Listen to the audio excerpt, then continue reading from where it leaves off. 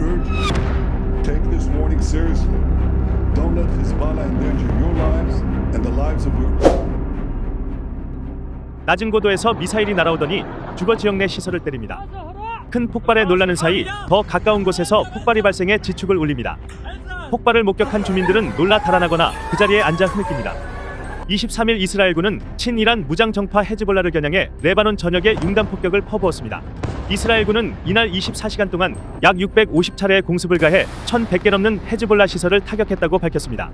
군이 공개한 영상에선 F-15, F-16, F-18 등 이스라엘 공군의 전투기와 전폭기들이 쉴 새 없이 출격하는 모습이 확인됐습니다. 특히 헤즈볼라의 근거지인 레바논 남부뿐 아니라 국경에서 100km 떨어진 레바논 동부 도시들까지도 공습의 표적이 됐습니다. 엄청난 규모의 공습에 최악의 인명피해가 동반됐습니다.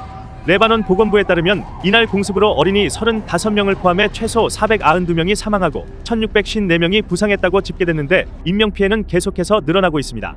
AP통신은 이 같은 인명피해가 지난 2006년 이스라엘 헤즈볼라 전쟁 이후 최대 규모라고 전했습니다. 작년 10월 가자 전쟁 발발 이후 국지전 수준으로 유지되던 양측의 무력 충돌은 지난 17일과 18일 삐삐 무전기 폭발 사건을 기점으로 격화됐습니다. 이후 보복에 보복이 이어지면서 공습의 규모가 점점 커졌고 이스라엘군은 이날 18년 만에 가장 큰 규모의 공습을 감행한 겁니다. 특히 헤즈볼라 근거지인 레바논 남부의 주택가에 가차없는 폭격이 이뤄졌는데 이스라엘군은 헤즈볼라가 주택 내부에 미사일을 숨겨놓았기 때문이라고 설명했습니다. 빽빽하게 들어선 거주 지역 내 건물들을 단위 미사일 발사대처럼 사용하거나 차고에 발사 차량을 숨겨뒀다가 미사일을 쏜 후 다시 은폐하는 방식이란 겁니다. 이 때문에 엄청난 규모의 민간인 사상자가 나왔음에도 이스라엘군은 앞으로 공습의 수위를 더 높일 것이라며 레바논 주민들이 스스로 대피할 것을 권고했습니다. 베냐민 네타냐후 이스라엘 총리는 레바논 주민을 향한 방송 연설을 통해 위험으로부터 벗어나라, 대피 경고를 심각하게 받아들이길 바란다고 말했습니다. 다니엘 하가리 이스라엘군 수석 대변인 역시 브리핑을 통해 레바논 전역에 뿌리내린 군사 목표물들을 정밀하게 타격할 것이라며 헤즈볼라가 은신한 가옥이나 그 근처에 있는 사람은 즉시 멀리 대피하라고 경고했습니다. 헤즈볼라도 반격에 나섰습니다. 헤즈볼라는 이날 이스라엘의 방산업체 라파엘이 있는 하이파 등에 여러 발의 로켓을 발사했다고 밝혔습니다.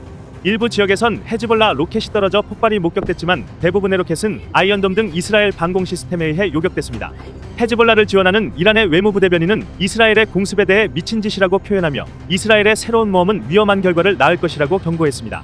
팔레스타인 무장정파 하마스 역시 이스라엘의 이날 공습이 야만적인 침공이자 전쟁 범죄라고 비난하며 헤즈볼라와의 연대를 표명했습니다. 확전을 우려하는 미국은 이날 중동에 추가 병력을 파병하기로 결정했습니다. 팻 라이더 미 국방부 대변인은 증파 규모와 임무 등에 대해 구체적인 언급은 하지 않은 채 이 같은 계획을 발표했습니다.